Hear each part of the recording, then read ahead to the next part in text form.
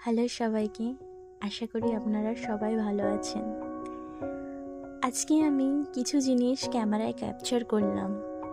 ব্যাপারটা হচ্ছে কিছু সময় আগে আমি আমার মামার বাড়িতে ঘুরতে গিয়েছিলাম। জায়গাটার নাম হচ্ছে মসলন্দপুর। শিয়ালদার থেকে বনগাঁ লোকাল ধরে গিয়েছিলাম। সেখানের পরিবেশটা আমার খুবই ভালো লাগে। হালকা শীতের সময় গিয়েছিলাম। গিয়ে মামার বাড়িতে আবদার করলাম মামাকে, মামা মাছ খাওয়ার ইচ্ছা হচ্ছে।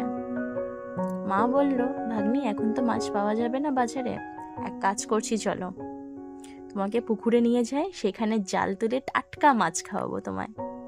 তাই বললাম, তাহলে মামা চলো। তো যেমন কথা তেমন কাজ, মামা আমাকে নিয়ে আসলো। এই যে দেখতে পাচ্ছ, আস্তে আস্তে করে জালটা টানছে।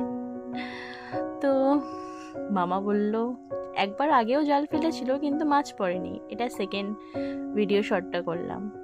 মা বললে, এইবারে হয়তো ভাগ্নি মাছ ফেসেছে। মামাকে জিজ্ঞাসা করলাম, মামা এত আস্তে আস্তে জালটা কেন টানছো? মা বলল, আসলে যদি আমি জোরে টানি তাহলে মাছগুলো পালিয়ে যাবে নিজের থেকে, আর শীতের সময় তেমন মাছ একটা উপরে থাকে না, গভীর জলের ভেতরে থাকে। তা বললাম, আচ্ছা মামা।